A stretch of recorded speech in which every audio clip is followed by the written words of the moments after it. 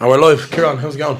All good. Does this feel unnatural to you? It does. It kind of feels why I'm on the right side. Yeah. But logistically speaking, I don't know. Yeah, well, we're up for a change, Kieran, aren't we? Yeah. It's just the way we sat, and I'm Yeah, and not really arsed moving, to be honest. Your face looks different from this side. Yeah, I actually have quite a symmetrical face. So I've been told. Like, I think if you were to fold my face in half, it would be the exact same. So maybe your eyes are the problem, Kieran. Would you enjoy that? If you folded your face in that? Not necessarily. I suppose in what way? I think that's always a valid question. Yeah. We're here, Kieran, in the afternoon, the evening of Wednesday. How are you? I'm great, Adam. It was a lovely day outside today. It was not. Has that been raining all day? Yeah. Yeah. Is that what you mean? Yeah, I think rain spreads joy and it makes people happy. So I'm delighted to say we had a lovely day today. Man, it's not even warm, right? It's like a winter's evening, isn't it? Yeah. I'm just trying to see, did I bring my water up? No. Your water bottle? Yeah, this one. There you go. Yeah, sorry. It was blocking me, so I moved it. You're really concerned looking there, but yeah, it's like a winter's evening today, man. It's not great for the mind, but we've had a lot of sun. And to be honest with you, I think we've had a really good weekend in terms of sport. It's been good, hasn't it, Kieran? Yeah, it has been great. McIlroy, I suppose we'll start there, won the Masters at him. Is this now a golf podcast? I suppose it is. Yeah. At this current moment of time, at this particular moment of time, as Kenny Cunningham. It was unbelievable, wasn't it? Yeah, it was a joy to watch. Just someone playing with freedom, Didn't look like he had a burden on him, and he just got the job done. It was unbelievable, and unbelievable for Ireland. I was at the driving range yesterday, and loads of kids playing on the range now after that, and it's a bit like the Luke Littler effect. I'm assuming the hype will be up for the next few weeks. Yeah, the most McIlroy way of winning it, wasn't it? Yeah, he spoke last week. I don't know if you saw this about how Scheffler won it, and kind of he's gone trying to emulate that. And he just did the exact opposite. Exact opposite. It was like he was trying to fuck it away points. But that Saturday, man, Jesus Christ. Look, you're much more into golf than I am, so I'm not going to pretend that I know a lot. But the Saturday was as good as golf as I've seen. Here's the cue for that. You just said that, and you watched Saturday, and I didn't. So there you go. Fair. Yeah, so you have one up. Where were you on Saturday? I was busy. Okay. Yeah. Oh, fair enough. The Saturday was great. Like the Shambos put on the 18th, McIlroy, like everything on Saturday. I felt like if Saturday wasn't what it was, then Sunday wouldn't have been as good as what it was. If that makes sense. Great drama going into the final round. Although I think a lot of people, wanted Rory to win. I think it was somewhat magical in the way. Like it was sheer determination at the end, wasn't it? It was like he's like, I can't let this happen again. Yeah, I feel like the whole time he was like, this isn't going to happen again. And he just fought against the choke the whole time, and it worked in the end. And for someone like him who like, I don't like saying the term bottle in generally speaking. I think it's a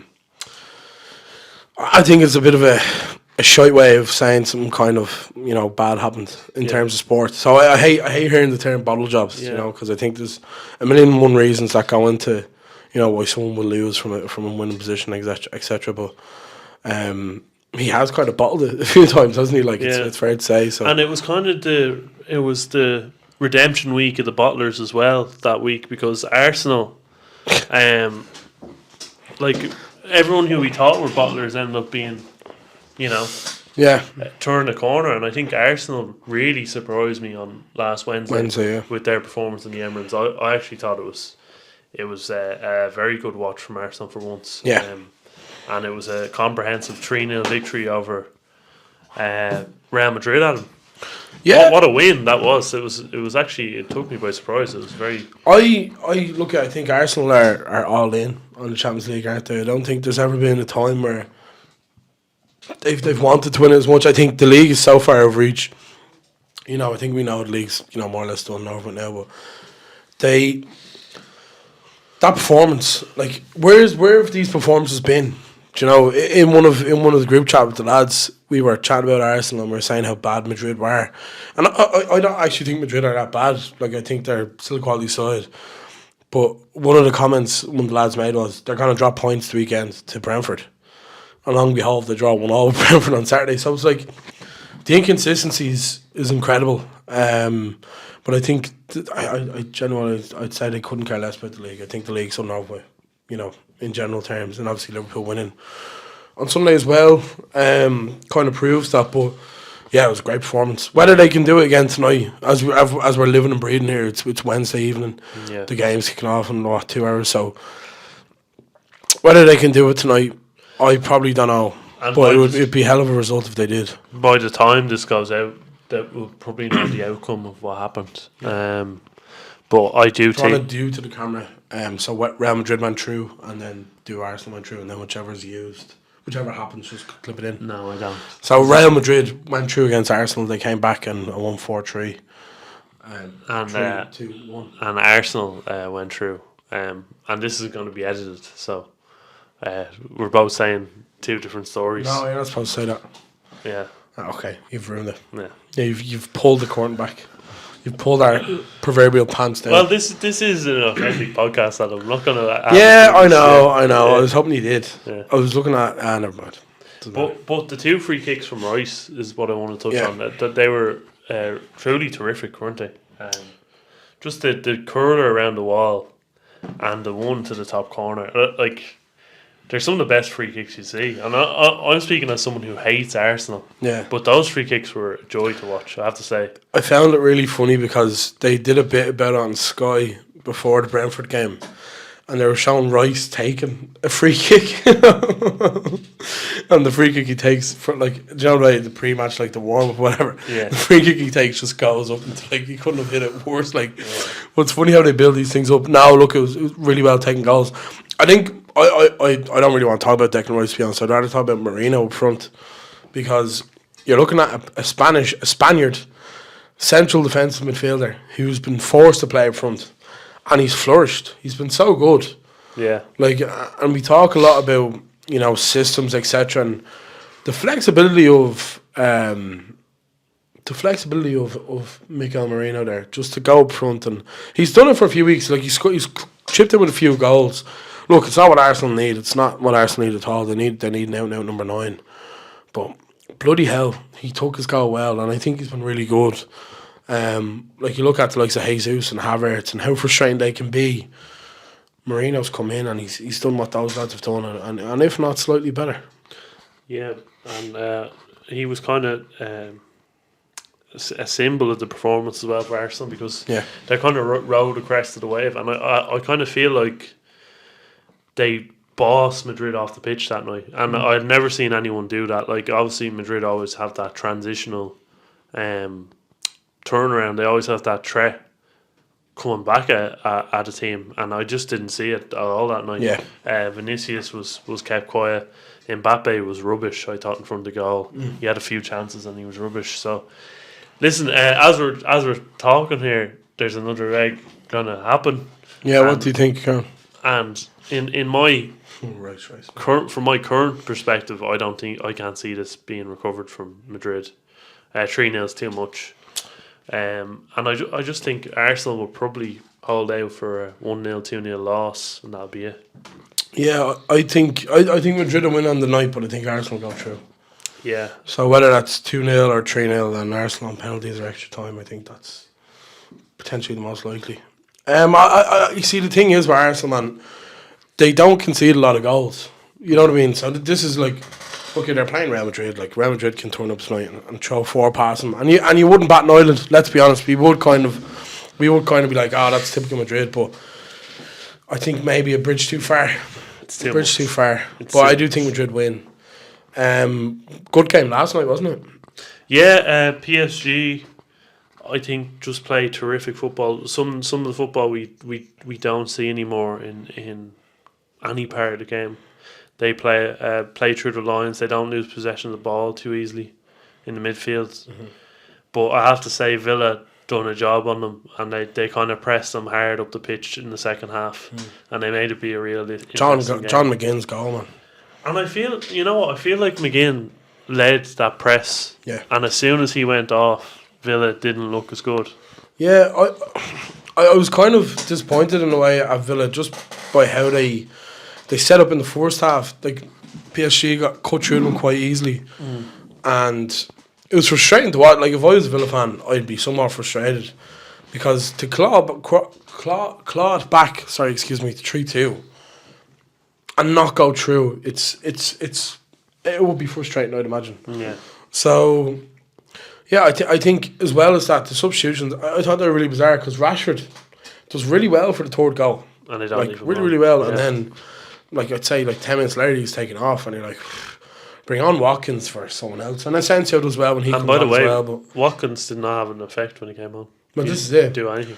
And I think at that point of the game, he comes on with, like, 14 minutes left. If it had been, at that point, 40 minutes left and Villa just scored, you know, you're talking about a fully fit player coming on trying to cause issues, but they kind of like they get to 3-2 and it was like they just like, in fairness, PSG started to control the game well, but I don't know, you'd be very proud of your side, I suppose, but like you're looking at results of years gone by and like there's one here that's on the wall, Liverpool against Barcelona, obviously a different case altogether. But that was kind of like That's one after the other, you know, like, and they get the, you know, I just feel Villa could have, after the third goal, it felt like they reverted back to what they were doing in the first half, and it was just like, it was unnecessary, you know. Yeah, I think it's a case of Emery got the substitutions wrong because they were doing really well. And I think Watkins' track record in the Champions League this year wasn't great in the first place. I think John Duran carried most of the weight load off. Yeah, Rodgers is their top scorer in Europe, Yeah, so yeah, maybe he loses to it. But yeah, it was a good game. I thought Sensio was kind of poor when he came on as well. I thought he did all right when he came on. Yeah, but I feel like if he was given the service that Rashford was given, he might have done a bit better. There was one point, and they stopped doing it, and this is what I mean after the third goal. They stopped putting it in behind. And before that, Rashford was getting in, Rodgers was getting in. Asensio comes on, and it could have been, you know, he's not maybe providing the width and the pace that Rashford would. But you're just saying to yourself, just get in behind them, because they were there to be gotten at. Do you know what I mean? They were definitely there, especially down that left-hand side, I think. They were there to be gotten at. Watkins was poor. I actually thought Asensio was good. Sorry to contradict you. I thought he looked... I think Asensio looks a player of real quality if given the opportunities. Yeah, I thought Asensio did all right, but I do agree with you. I think they got it wrong after the third goal. They should have went for the kill. But it doesn't matter now because I'm very offended by your contradiction. Yeah, you little crybaby. You didn't even watch the Saturday the Masters. Some golf fan you are. Adam, you want to talk about Bohs losing to Shelburne. I'm glad you phrase it like that. Yeah, I think we should, Kieran. Do you not think so? Well, I just think Bohs are going through a bit of a rough patch and maybe just leave Bit them of off a the rough hook. patch. Yeah. A bit of a rough patch.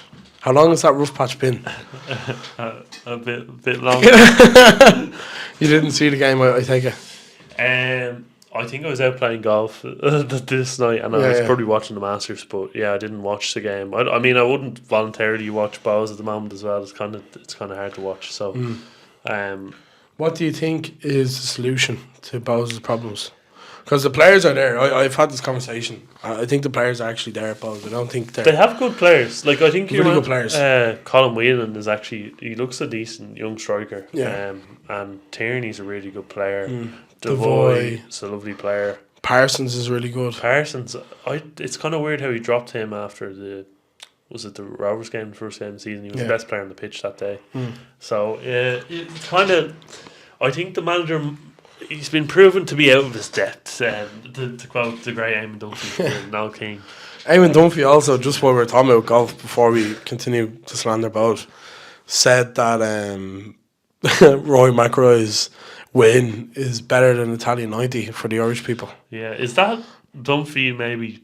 Is that hyperbole? Yeah, is it him slating Jack Charlton again, or is it him? Yeah. Him going to Do you know what? I don't know. Don't say that. Well, Jesus. I don't know. I don't know if I didn't consider it to be hating on Jack Charlton. It could be. While he's in the grave, like poor Jack's dead now, and Dunphy's still slandering him. Back to Bohs. In terms of Alan Reynolds, does he stay or go for you? I think he'd do a better job as a news correspondent, maybe Right, crime correspondent. Okay. Is Paul Reynolds is Paul Reynolds? Okay. his, I think they're related. yeah, I'm not surprised. Yeah. They're both bad at their job, but Yeah. Whoa. Jesus, man. Poor Paul Reynolds. I thought it was. Yeah, no, it's hard to watch this moment, and I do feel that Waterford win. I watched some of that game. I do feel for one of the only wins they've had this season, it was quite lucky how they got 2 penalties in that game. I'll pay it over cracks big time. Yeah, and I just think it's time to go. It's really he's setting up the team for a possession-based brand of football, but it's all well and good doing that, and then there's no substance. Like there's no goals coming out of it. Like it's all well and good saying you had 70% possession against, was it Galway, and you kind of saying, oh, we dominated the ball, we had all the chances, but they just got lucky and scored twice. Well, they haven't actually got lucky. That's happened twice now with Drogheda and who else was it? Well, Galway as well. Galway. It's happened a few times, I think, this season. So it's not a once off that's happening, and you can't just keep saying, oh, it's we got lucky. Like that doesn't work. It's your job to kind of get the results. Yeah, it's a manager's. I do agree to an extent. I think especially with the way they set up on Friday was to not lose, and the way Bohs are at the minute, you can't expect them to go into a game like this in any other kind of mind frame. They're not going to come to talk and play shells off the pitch. That's not going to happen. They're not going to do that.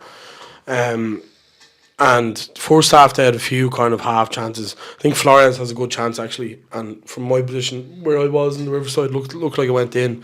It didn't. But other than that, they didn't create a whole lot. And second half comes around, and it's the thing I'm liking about shells at the minute. And just generally speaking, it happened at the start of the season, and then obviously we had a bit of a purple patch. We have the ability to go up a gear, which I think is really, really interesting, because I don't think we've seen the best of shells yet. I really don't think we've seen the best of shells this season.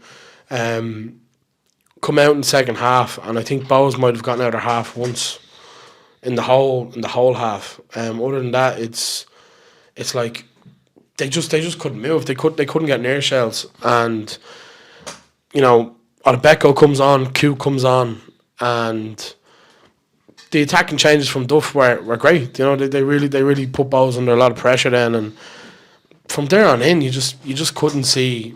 Like, we get the goal, right, and then Bohs for maybe like 8 minutes put on the pressure. We could have been playing till Monday, and Bohs wouldn't have scored. Yeah. You know what I mean? We could have been there for another hour. Bohs wouldn't have got a goal, and I think that's the biggest criticism you can say. And that's alluding to my point as well, that you can have all the possession in the world and kind of slow build up, and nothing can come of it. Possession is a curse on the game, and there's no bite. Do you know what I mean? Like there's no players, like he brings on Parsons, and I really do like Connor Parsons. I remember when he went to Bohs, I remember saying to Ian, I was like, if he was on the market and shells were in for him, I'd be quite happy with him signing. Maybe it's an issue in training and he's not performing the way he should. He could be carrying a knock. You don't really know with Reynolds sometimes. But other than Parsons, they're bringing on players that you're like, they're not going to come on and make a change. No. Whereas Duff is bringing on Odubeko, fucking Ali Q, Q former Bohs players. Like it's just kind of, there's levels to it, and I think Bohs are trying to reach that level, obviously. And I think I said it before, they never capitalised on getting Europe during COVID, and you get a lot of money for playing in Europe. They never capitalised on it. They never won anything, and it's like, if I was a Bohs fan and I'm seeing shells promoted in 2021, 2022 get the cup final, albeit get blown out of the park, 23 get Europe, 24 play in Europe and win the league. Like, shells have done what Bohs have tried to do in 3 years in such a small space of time, and Bohs haven't done it, and it has to be frustrating. I don't know how Reynolds is still in a job, and I'm not advocating for someone to lose a job. I think that's the problem with football sometimes, but the patience has to be wearing thin. I really don't see what Bohs go from here. Considering Declan Devine got less time, less of a chance, and got Bohs to a cup final, And probably was doing a bit of a better job than him at the time, getting better results.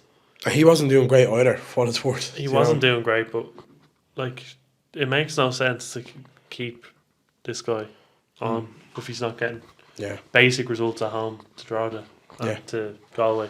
And I know those two teams are doing well this season, not to take away from them. But Bohs are at home, one of the biggest teams in the country.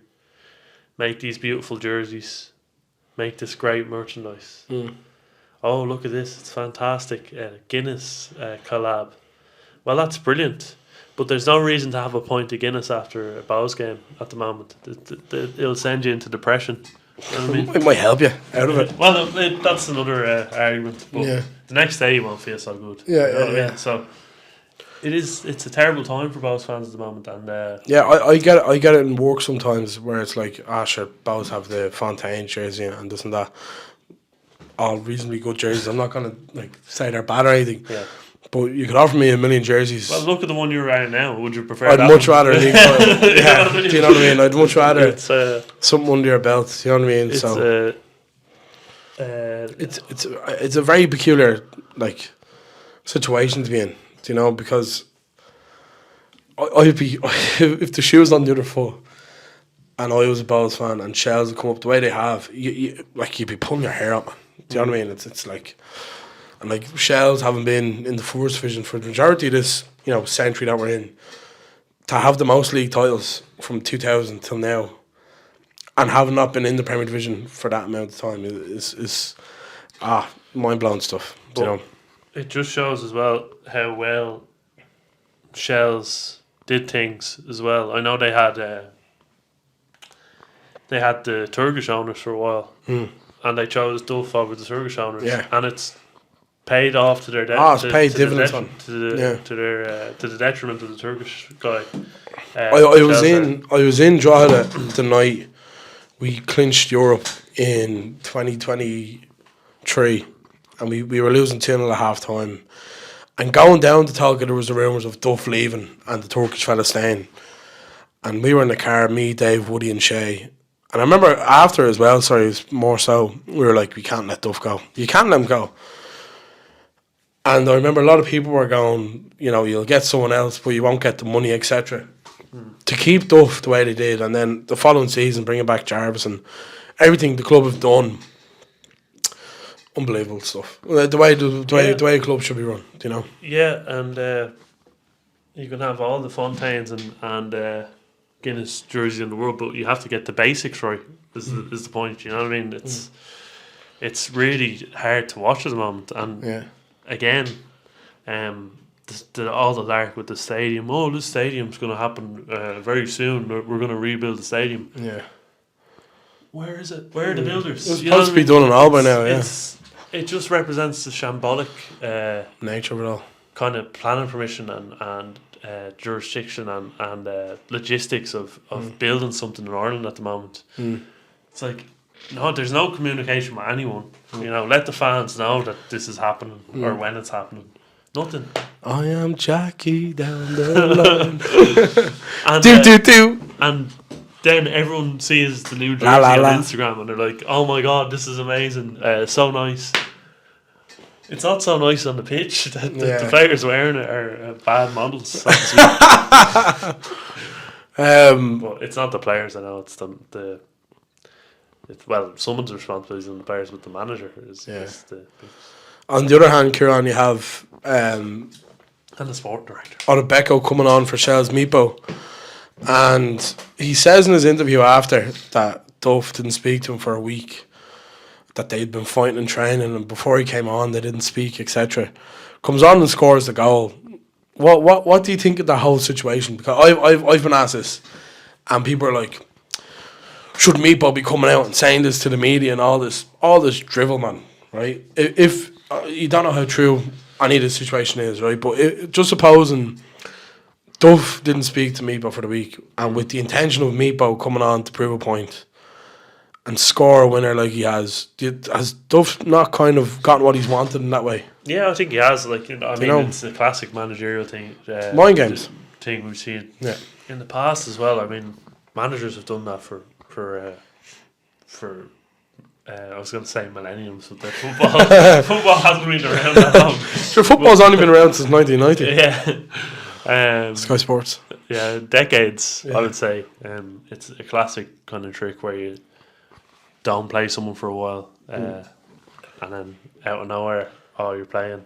Yeah. This is your chance. I mean, classic case would be Ole Gunnar Solskjaer in the class of 99. 98, yeah. Didn't play, That's right. just came off the bench to prove a point every single time. And Yeah. Alex Ferguson used to play the mind games. I'm gonna start you this game, and then he wouldn't start, and that sort of thing. See, the thing It's that frustrates me about it in terms of Shells and Mipo is like, he's come in with this reputation of being awkward to deal with, all this jazz, bad attitude, etc., etc.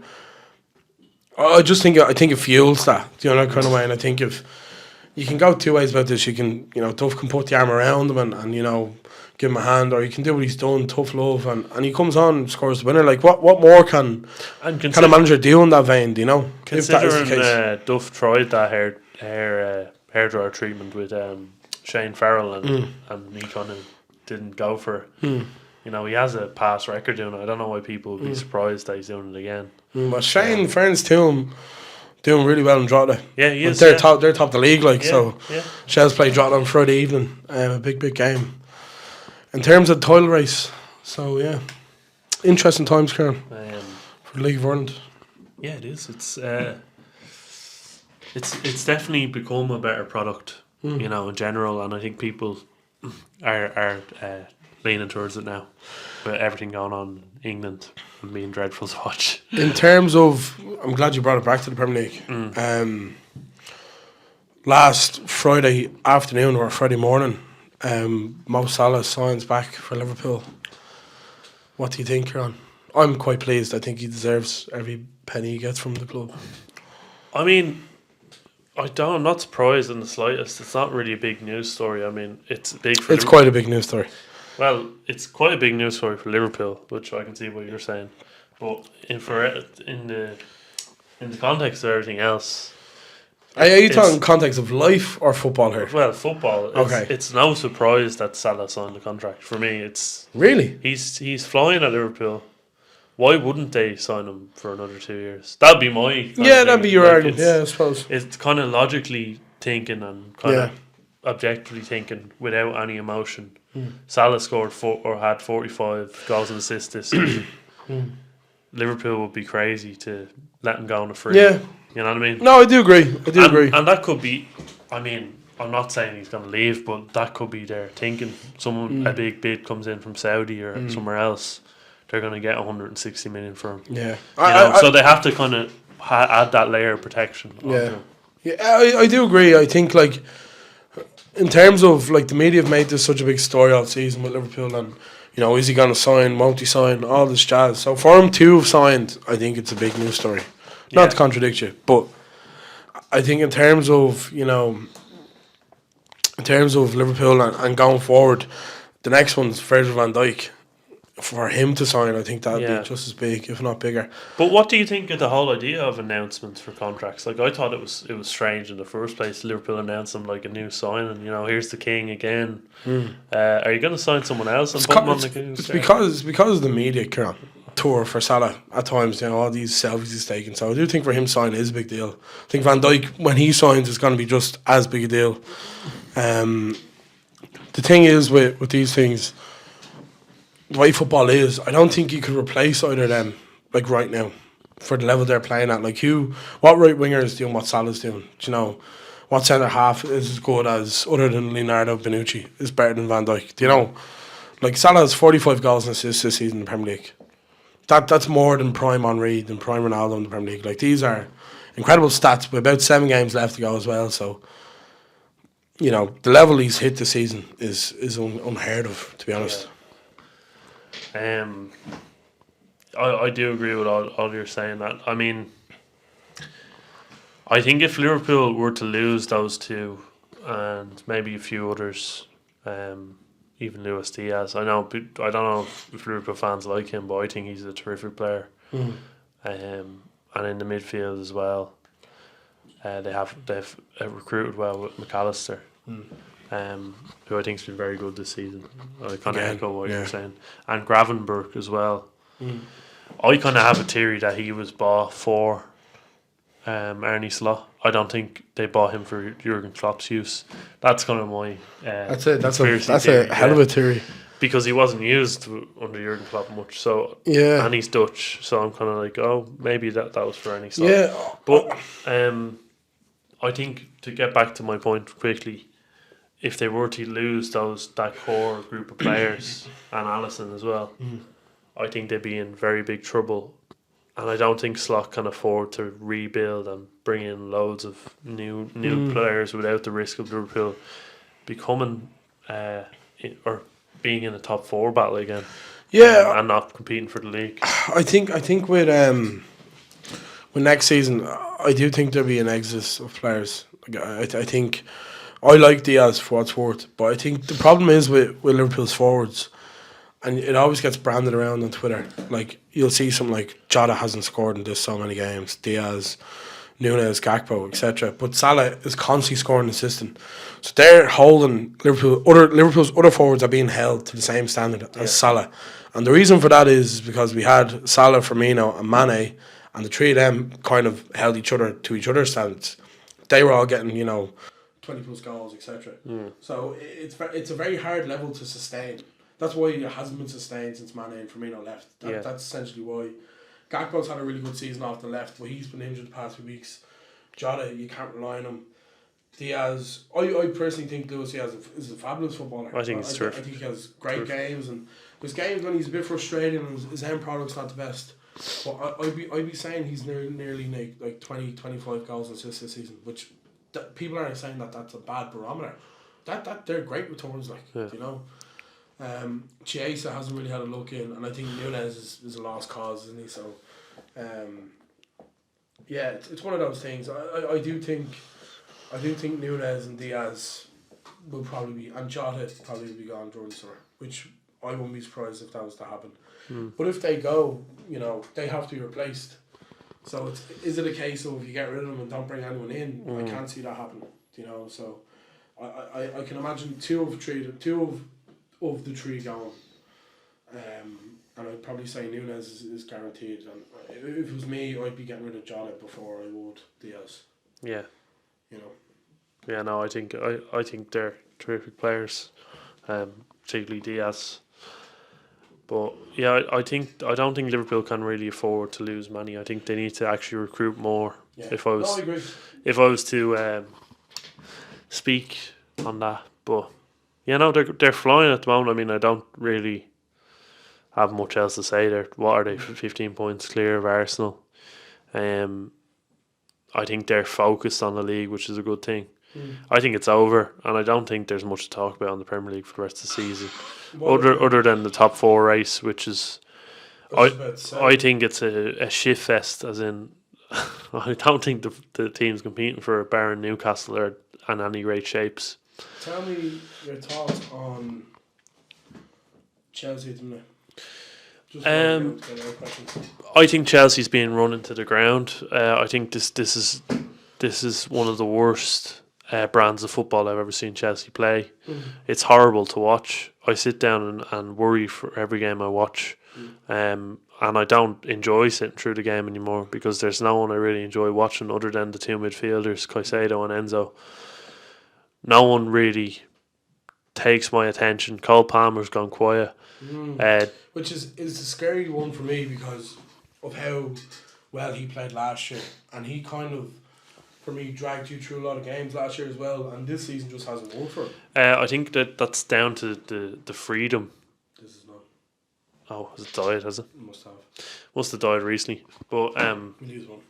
Yeah, I think it's down to the freedom he's been given under the manager. He's kind of playing this methodical brand of football, and it doesn't bode well for Palmer because he was playing with freedom under Poch. I think Poch is one of the last managers to give players freedom in the middle of the pitch, and he knew how to create space for players like him. Because we've seen the brand of football he played at Spurs, kind of free flowing, kind of not great defensively, kind of dodgy, but you get space for the attackers, and that's why Dele Alli flourished, etc. Whereas I think this year Palmer has really struggled, especially in the second half of the season. So you think Maresca's put constraints on him in a way? I think he's put constraints on how he plays. I think Maresca is very much about the slow build up kind of football is a science rather than an actual game, and it's the opposite. I think these managers are ruining football. The managers that are taught like this. Yeah, I think we were looking at match of the day. Well, I was looking at match day Saturday night, and Chelsea's lineup, apart from Enzo and Caicedo, that is a really, like, for that being one of your stronger starting 11s, is really bad. I know they're probably missing a few players. Sorry, Palmer as well. 3 players out of 11. That's not a good sign. Do you know? I think the 11 itself is, like, you're playing Conference League football this year, and you'll probably win the Conference League, which, you know, any trophy is a good trophy, but just really poor. Do you know? And when you have a manager with the same hairline as Dave Walsh, it's not good. There's got to be one person who enjoys that, and it's Dave. It's not good. You know, I'd love to say I feel for Chelsea. I don't. I feel like they've put themselves in this position with, you know, Abramovich and Bowley and that. But well, did they put themselves in this position, or did the UK government put them in this position? I think a bit of both. It wasn't. No, it's not a bit of both. Abramovich was exiled essentially, and like Bowley comes in.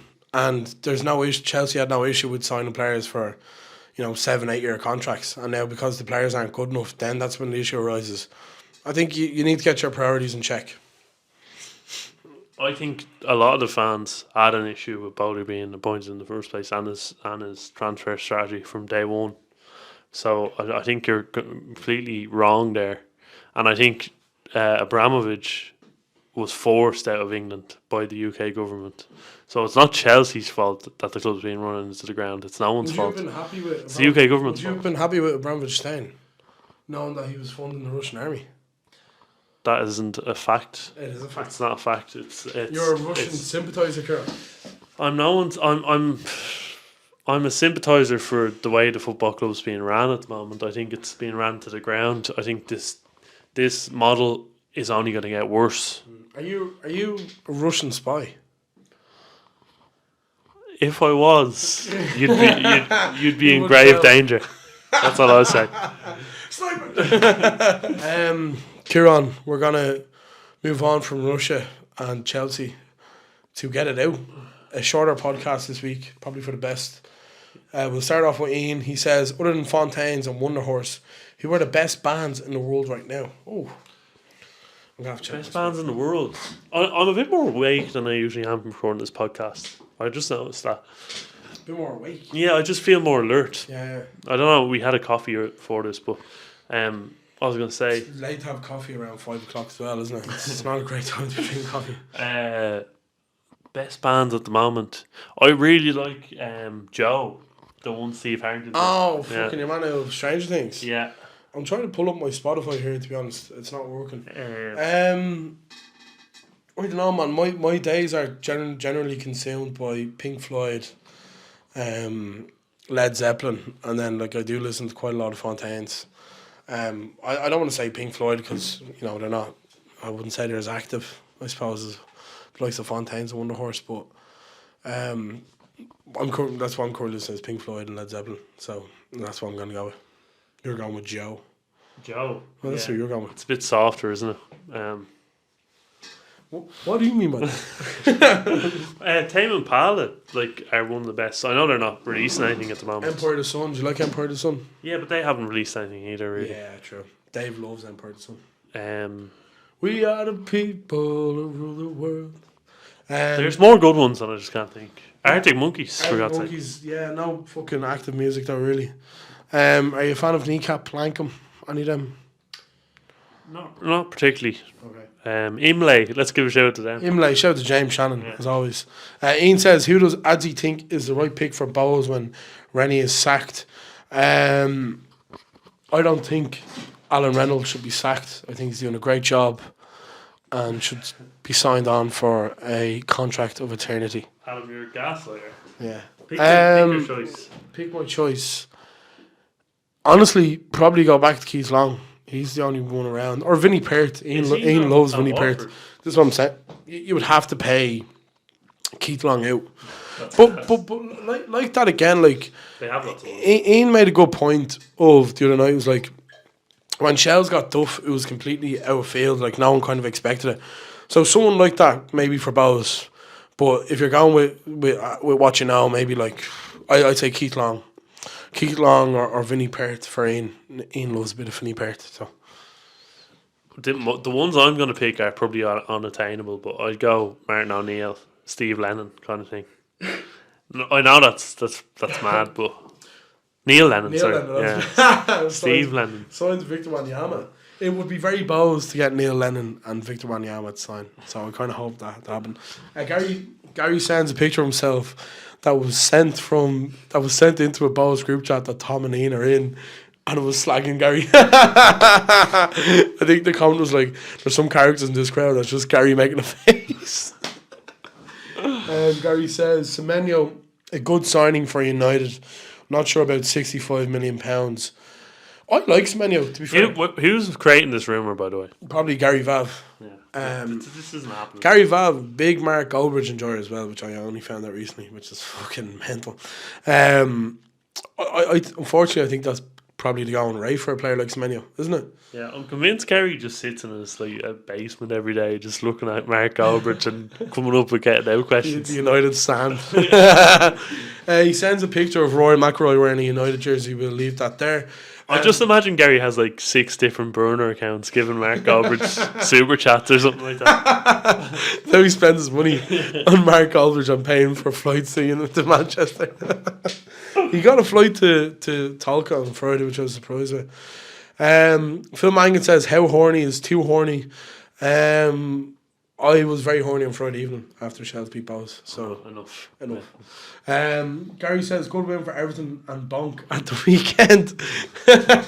Yeah, it actually was, to be fair to him. They beat...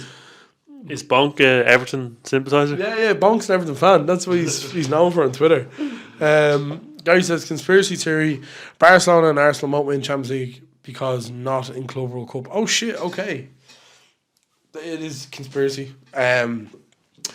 It's actually quite a valid point. So would that mean Real Madrid are winning it then? Or Bayern Munich? Maybe. Or Bayern Munich in it as well. Yeah. Inter Milan, I think maybe as well. I don't think either of them are going to win the Champions League anyways, but yeah, I agree to an extent, but not for... Is that because they have to market the Club World Cup? Is that... Well, I think the Club World Cup has teams that have won the Champions League, etc. in it. Right. So, I don't know. Not in a conspiratorial way, I just don't think either of them will win. Gary says, any chance of a WrestleMania watch-along on live Instagram or TikTok? I would, to be fair. We need to get the followers up on TikTok. To do it. That's the issue. So if you want us to do lives, follow us on TikTok. You gotta watch WrestleMania, probably not, Kieran. Maybe. It's on Netflix. Maybe. It's free to air. Yeah. Well, in a way. Who's the big headliner this year? Is John fine? John Cena? John Cena and Cody Rhodes. Oh.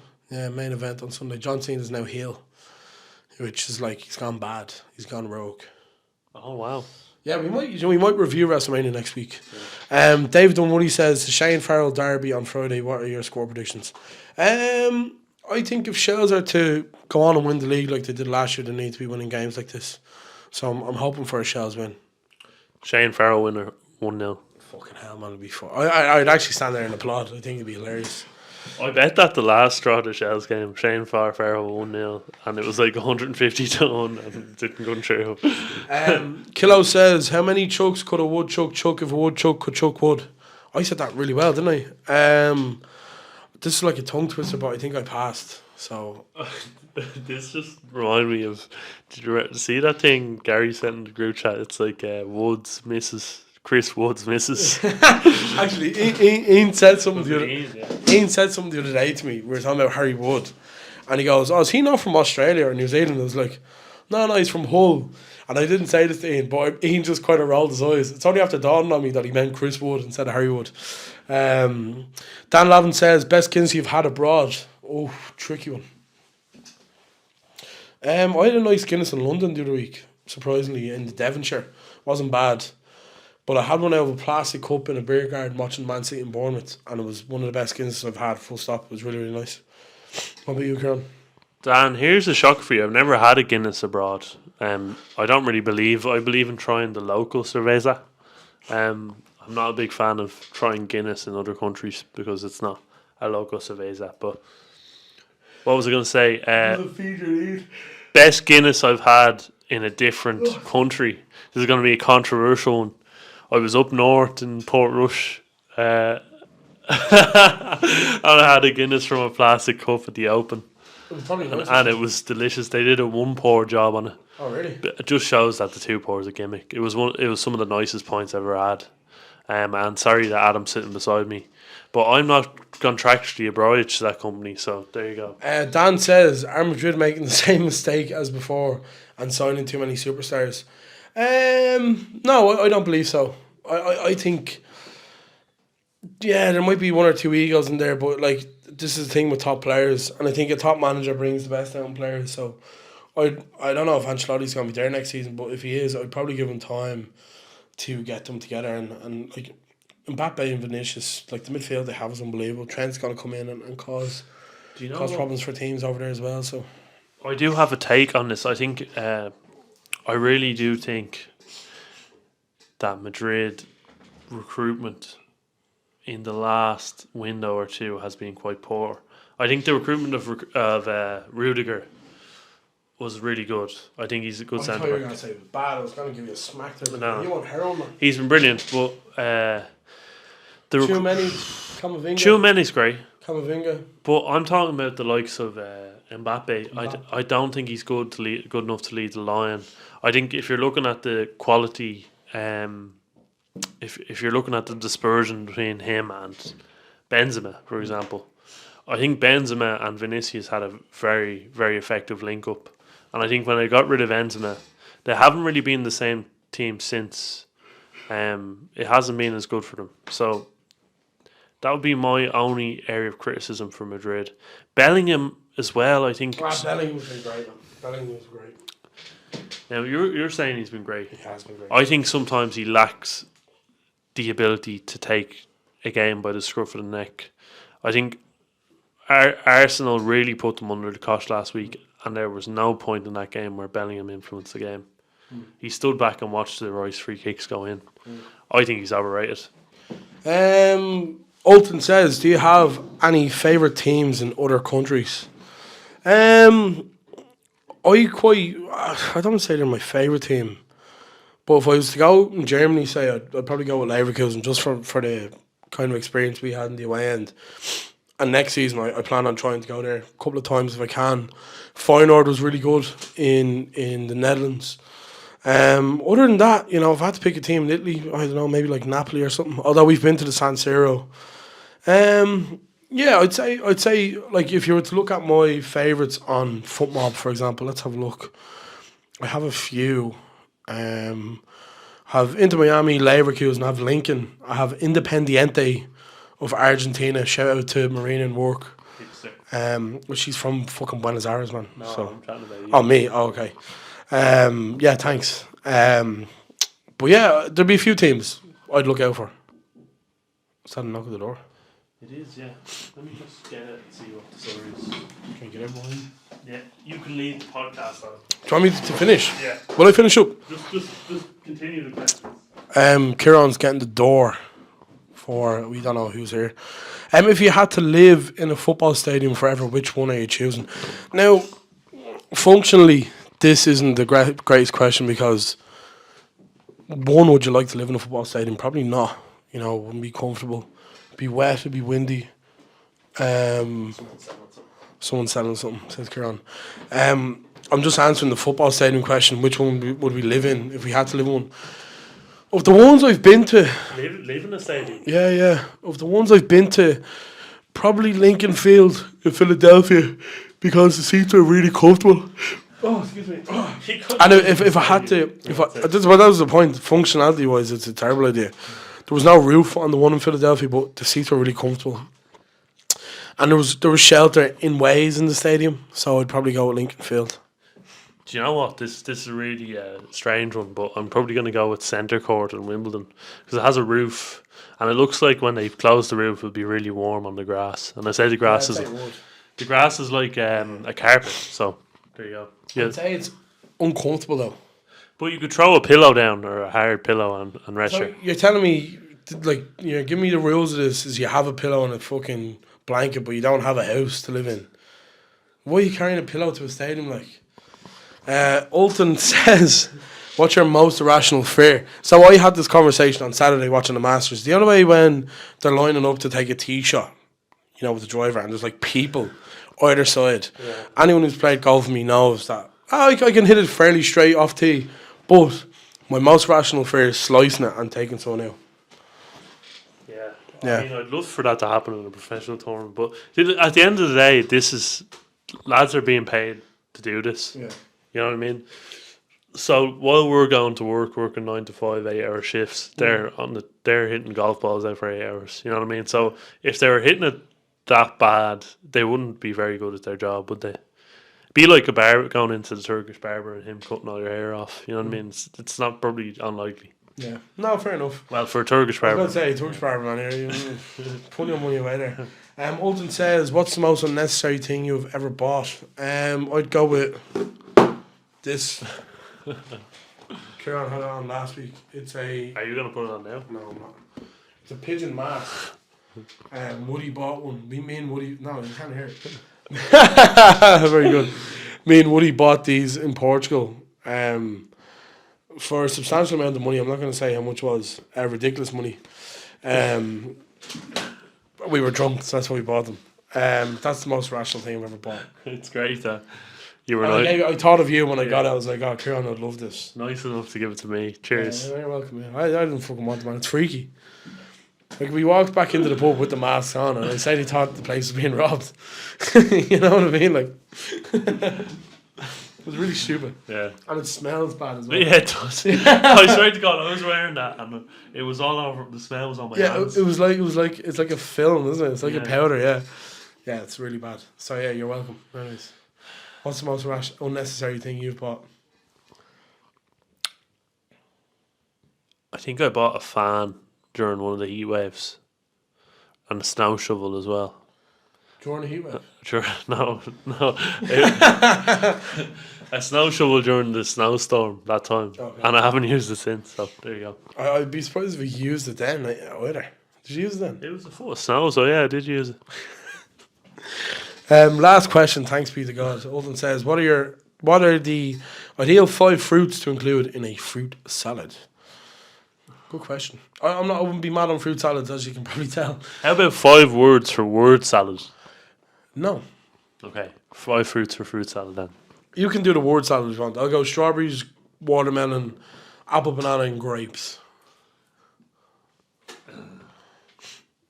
I go possibly so. It depends on. Oh, you're doing the word salad? Yeah, I can't think. It Might be, Okay. and There. I think, So and I'm going to say we'll leave it there. So we'll leave it there. So, and that's this week's podcast. Episode, I think it's 17? 17. 17. The Mipo, Odubeko, going to be live on Spotify, Apple Podcasts. It's going to be on YouTube. We're going to throw a few TikToks up this week. TikTok's been quite active recently. Yeah, Thanks follow to, the TikTok. Yeah, thanks to all the gimps on TikTok saying, "Oh, it's not a Dublin derby." Thanks for the interaction. I appreciate it. Yeah, I mean, you're only fueling the fire. You know what I mean? You're not really, you're not doing any harm. You're making things better. Yeah, successfully gaslighting since 2021. Kieran, isn't that it? That's it. And we'll leave it there. So, thanks for joining us.